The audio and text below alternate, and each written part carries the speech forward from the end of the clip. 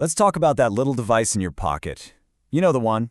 It's supposed to make our lives easier, right? But let's be honest. How often does it feel like your phone is the one calling the shots? Today, we're going to dive into our very complicated relationship with our phones and figure out how we can actually take back control. Wow. This just nails it, doesn't it? For so many of us, this is literally true. The first light we see isn't the sunrise, it's the glow of our screen. That's how deep this thing goes. Seriously, take a second and think about it. Be honest with yourself. Would it be a relief or would it be a total panic? Because if the thought of being disconnected for just one day makes your heart race, well, then you're definitely in the right place. Now, to really get a handle on this, the first thing you have to understand is that this isn't just some personal failing. It's not about you lacking willpower. No, we're actually up against a very powerful, very intentional system that's designed to do one thing: keep us hooked. You know this scene, right? The alarm goes off and you think, okay, just a quick 5-minute check of my emails. But then that quick check turns into a deep dive into social media, then the news, then a couple of videos, and before you know it, 30 minutes have just vanished and your day is already starting off rushed and stressed. And this is so important to get. We beat ourselves up thinking we just don't have enough self-discipline. But the truth is, these apps are literally engineered to give your brain a tiny little hit of a chemical called dopamine every time you get a like or a notification. It's a reward, and that creates this feedback loop that trains you to check and check and check again.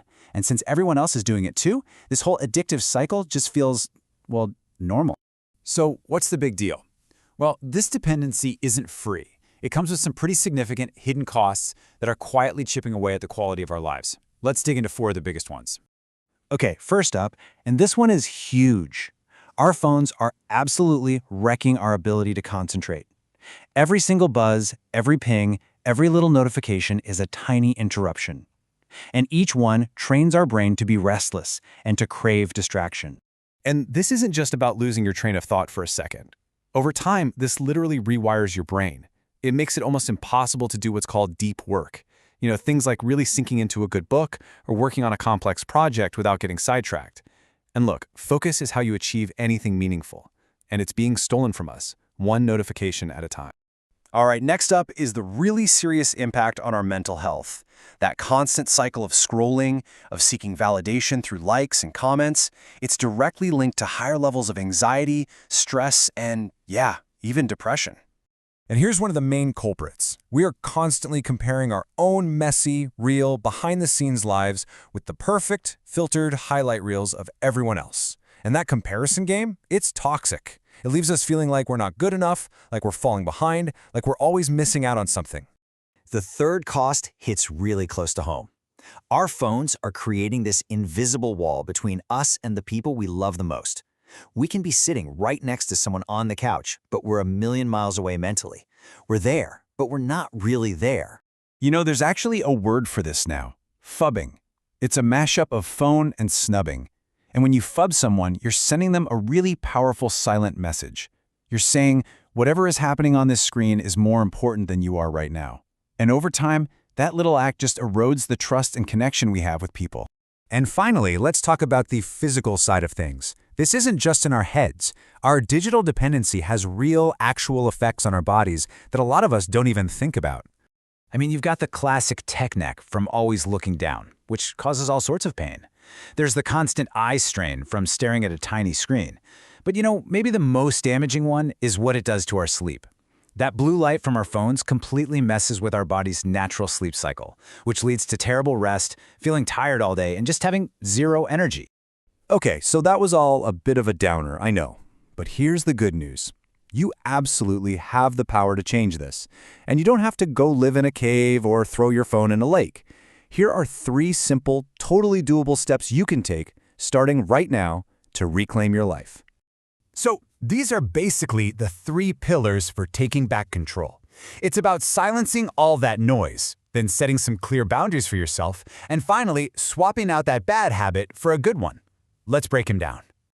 This one is the easiest, and honestly, the most life-changing first step. Seriously, you could pause and do this right now.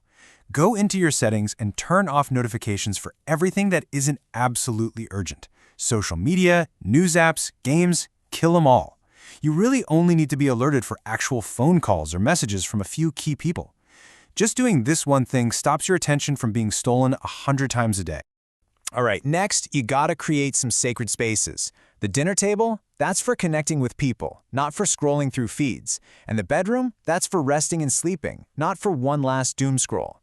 By making these areas phone-free zones, you're actively protecting your relationships and your sleep, which are two of the most important things for a happy life.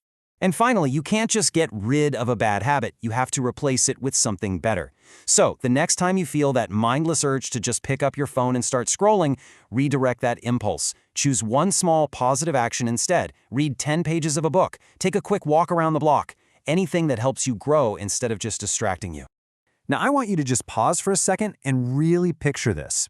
If you started making these small changes today, what would your life actually look and feel like a year from now? You'd wake up feeling calm, not with a brain already buzzing from notifications. You'd actually be able to focus and do your best work. Your relationships would feel deeper and more real because you're actually present. You'd have more energy. And I love this last one. You'd finally feel like the main character in your own life, instead of just being a spectator in everyone else's. At the end of the day, the phone itself isn't good or bad. It's a tool. It's an incredibly powerful tool that can be used for amazing things, for learning, for creating, for connection, or it can become your master. It can dictate your every move. The power to decide which one it's going to be is entirely in your hands. So that's the question I want to leave you with. As you go about your day, every time you reach for that phone, just ask yourself this one simple thing. Who's really in control here? Because your answer to that question is going to determine the quality of your focus, your relationships, and your life.